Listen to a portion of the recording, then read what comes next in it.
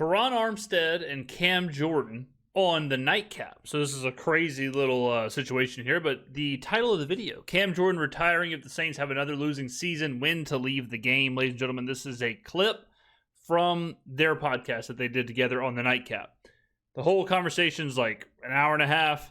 There's a clip from it, so I'm sure there's context missing, but we're going to listen, react, and do what only I can do. On retirement. In fact, before we get to NBA, what made you really retire? Because you've been saying you was going to retire for 4 years straight. I had to go through my process for 4 years straight and really contemplate everything, take everything into consideration, what I was up against. But you know, bro, you was there with me in close proximity, and the injuries that I had, the magnitude of those injuries, like the stuff that I did play with, right? Is you sewed a whole like pec together for like 6 games. I'm always impressed. I'm telling you, played with a torn pec, all type of stuff. It's crazy whenever players play through injury. Like, if you pick up an injury, you know, like there have been times recently where I've had like I pulled my trap, probably about maybe a year ago now, but if I could barely even move, like if I turned my head, it would spaz out, seize up, it would cramp. I couldn't drive. I couldn't do any of that stuff. I was deadlifting, maybe 6 months ago or somewhere in there, probably longer, and like pulled my like psoas muscles or whatever. I couldn't go to work for like a week because I had to sleep on the ground in my living room. Like, and so when players are playing in the NFL with injuries far worse than that, it's amazing. Like, it's crazy when, you know, they're playing through a torn pec. A torn pec. Like, imagine even putting on your shirt. Imagine even putting on your uniform, much less playing in the NFL with, you know, torn this, torn that, broken this, broken that. It's absolutely insane what these guys go through. Yeah. So my weekly preparation, bro, had become so extensive. It was painful to play with the knee situation more than anything. It just was like, man, can I really commit another year to going through that process every week? Like, can't skip steps, or else I wouldn't be able to perform at the level I need to perform. So I had to walk away from the game, and I would never want my film to be, he stayed out there getting his ass whipped. And never, you feel me? Right. So I can proudly say I could turn on my film from year 12 and I'm dogging people. You feel me? Even though I had one knee, I got beat too. I get cooked twice a year. I talked about this yesterday. Like by a random. It won't even be like a super dog. It'll be like some random young buck-ish. That's what's always interesting too when you hear about the retirement decision, is most of the time the decision is baked into, am I willing to put in the time that it takes to play in the NFL? Whether that's training camp, travel, practice, preseason, you know, watching tape, whatever. Am I willing to put in that much time and commit, like Teron said, to commit to playing? It's never the games. It's never like, oh, well, I just couldn't play the game, or, oh, well, I just couldn't, you know, the game day was too hard, or the 4 quarters were too hard. It's always the prep and then just full on, all in, 100% commitment that comes with it. That you be like, oh, he cool, but he's not like that. And then whatever that is, you're like, damn, that T ate it up. Huh. Hated blocking backups, bro. Terrified of them. Dog, I'm terrified of the backups, bro. That makes 0 sense. I get excited of, like, you talk about low-key overexcited. A backup come on the field like, oh, man down, or oh, he beating his ass, and this backup came in. I know about to. You telling you afraid of a backup? Bro, let me block Cam Jordan. Let me block Von Miller, Myles Garrett, Max Crosby, Trey Henry. Let me block them guys because I prepare. You know, I was about to say, I could see the backup being a problem because you have no clue what's about to happen. You have no film on them. You have no tape on them. You have no idea what moves they have, how they're going to approach this. You're fully prepped for somebody else. You're going in blind with backups. You know what I mean? Like I got a plan in place, everything. You know, I know what you're trying to do. I know what I'm trying to do. Yeah. When I see a D lineman check in, DN number 68, the font on the back of his jersey not even the same as the rest of the team. He just got there. Like, I am terrible. I was just watching Chase Burns' first start against the Yankees. Burns struck out like his first like 6 out of it was like he struck out 6 out of like the first 8 batters or something. He was insane. He looked like the greatest pitcher of all time. And when they got back around that lineup and they saw him for the second and third time, Yankees got to him. And that's like the same thing as this, where when you're coming in and you have no clue what to expect from someone in any sport, they can cook. But then once there's a little bit of tape or a little bit of film or a little bit of, okay, I've seen this once, I know what to expect now, I've got the timing down, that's when things can change. That's why second-year quarterbacks have such a hard time. Second-year quarterbacks, all of a sudden, there's tape on you. All of a sudden, defensive coordinators are planning for you. All of a sudden, they know your weakness. They know your strength. Now they're trying to stop it. Things change. Terrified of that man. He about to play so hard. Because no team he got to go back to after. Like, if he get cut by whoever you are, whatever team you're on, is no telling about to go back and do for a living. I have no idea who he is. I haven't seen him on film. Man, I immediately go over to the right tackle. Hey, who's 68? You know him? What do you like to do? Where was he at? Oh, he worked the hand. What do you do? What school? For real? I'm asking the right tackle. All them questions. Come on, man. 8 is about to give me 19 moves. That you ain't prepared not one for. Bro, if he beat me one time, I'm going on his highlight. I'm the first clip on his highlight tape for his life. Absolutely. Yeah, it could be the only clip. I'm cool on it. Yeah. That's what it was for me. You see it back up. You about to go get 3 straight sacks. No doubt. I see it back up. He don't know what I'm about to win, and I might do some shit I've never done before because I know it's gonna win. And that's where it is kind of different though, because an offensive lineman is such a reactive position, a defensive lineman is such a proactive position. So a defensive end like Cam Jordan, he's pretty much doing the same thing.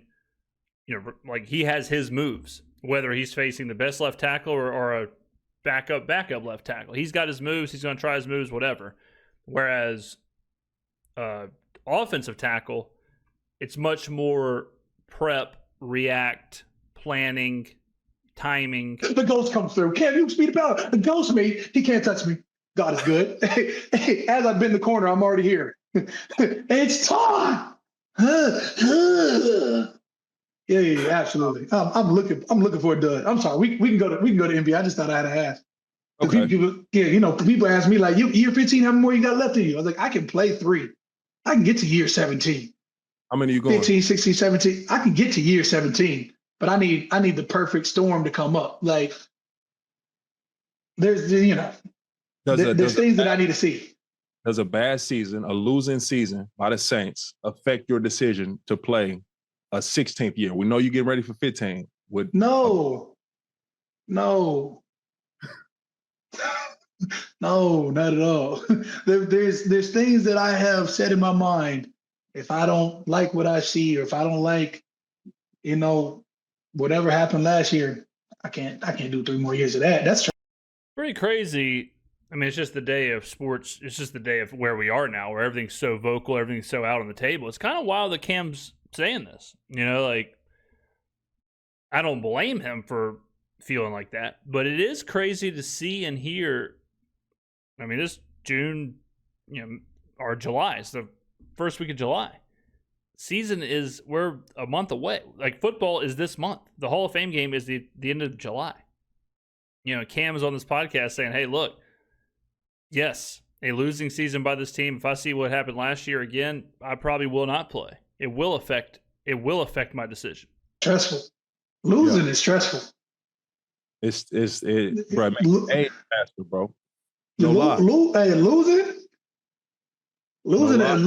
was like, you really start looking like, I got to do this. Like, winning you can 10, 12, 13, 14 wins in the.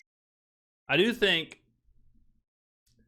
last year was a different beast because of the turmoil with coaches getting fired, the upheaval, like it was just so much turmoil, not to mention going 5-12, right?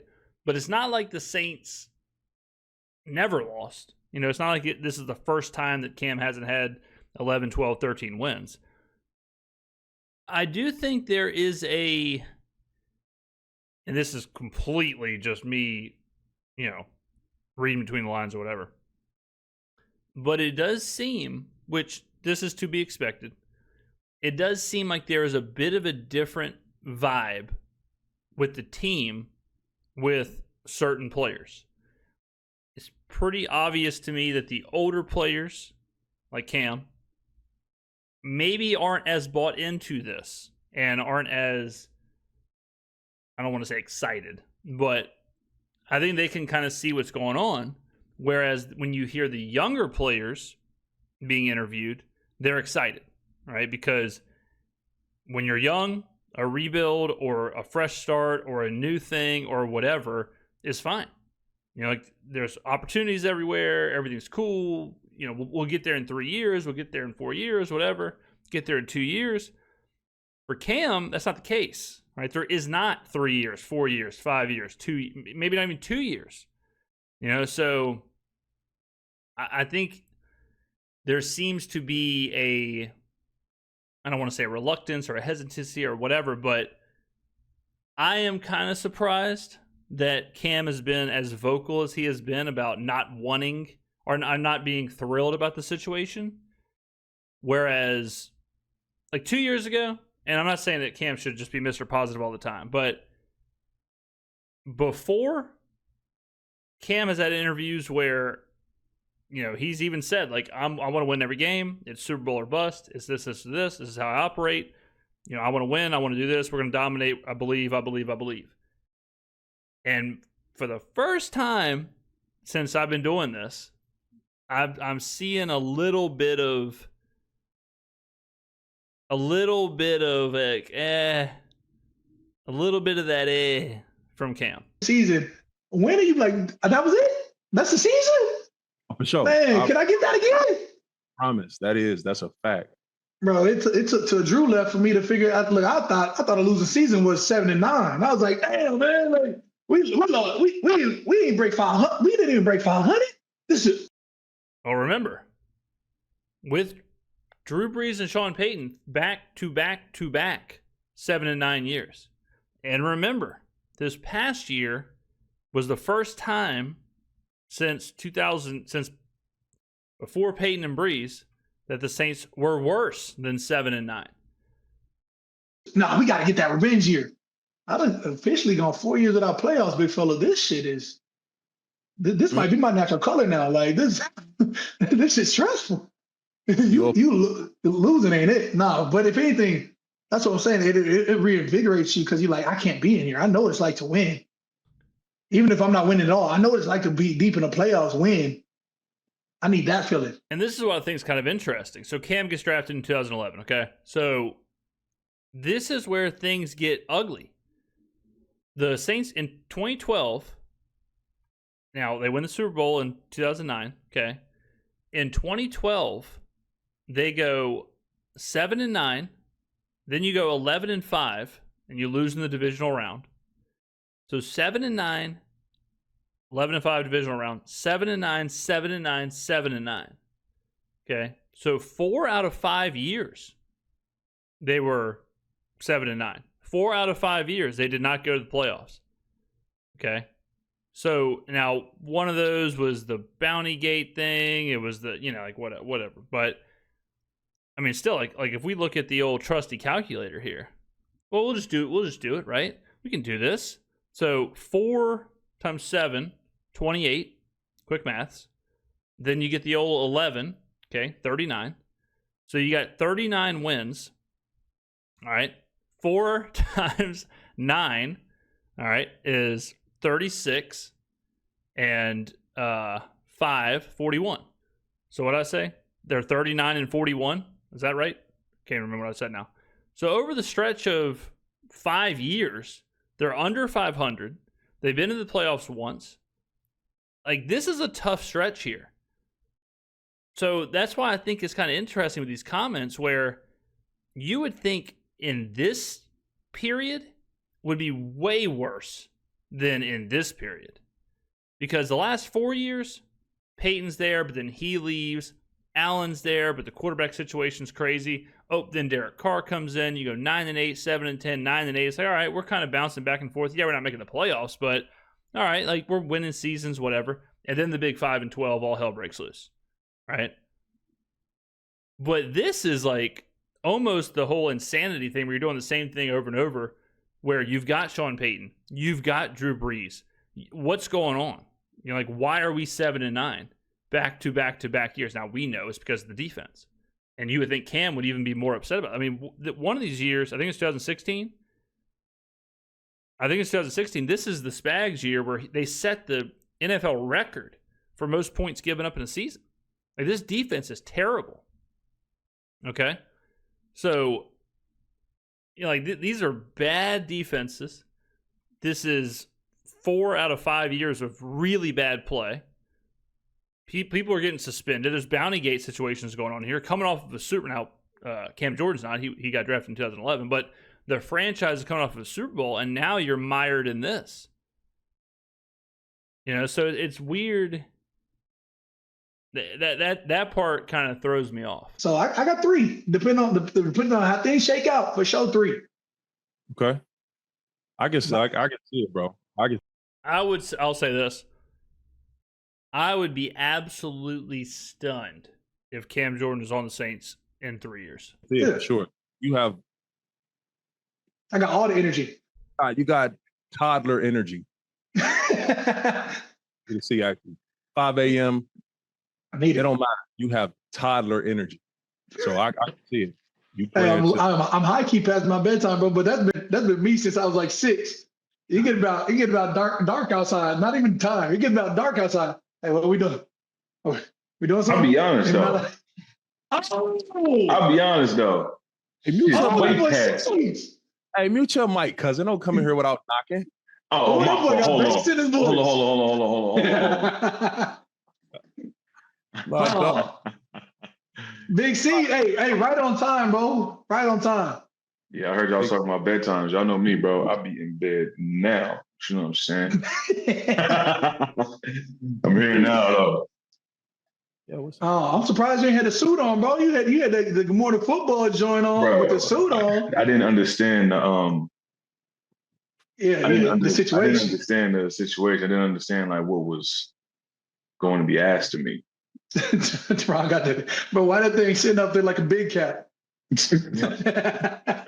Yeah, for Good Morning Football season. I saw you on there, my dog. You know what I'm saying? Just having a good time. Just having a good time, dog. GMFB, we in the building. You know what's going down.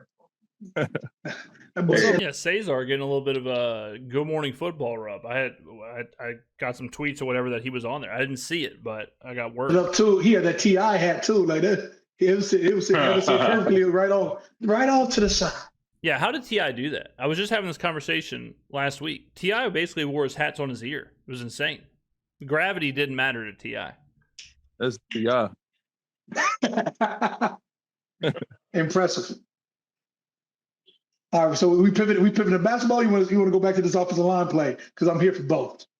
No, because then now we got to deuce block you for talking crazy. So no, we don't have to go there. We don't have to go there. 10 toes down. With that smoke, though, he would go there with you. Mm-hmm. I'm not. I don't want to. Hey, he knows on any given training camp, we gonna be there every other day, and I'm gonna be talking crazy to his offensive line. I can't allow it, dog. Can't allow it, bro.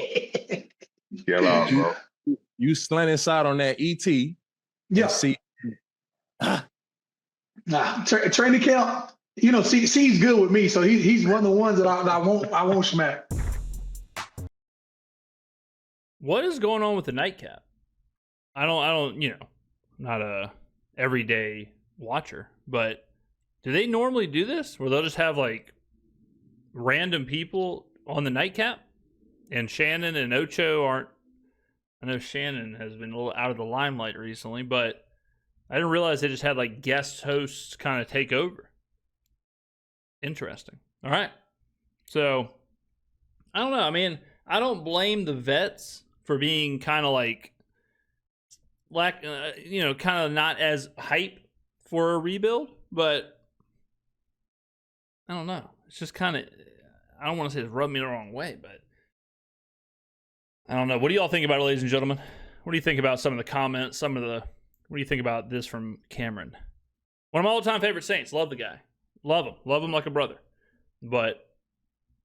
And nothing wrong with being transparent, But I do think it's, I don't know. I mean, it's like you're sitting there and you're hearing like, well, if it's the same as last year, it's like, well, I mean, brother, we fired the entire damn staff. We brought in all these new pieces. Like, we're trying. We brought in, we got new pieces everywhere. New scheme. Like, don't worry about last year. All right, get down in the comments below. Thank you for watching. See you in the next video.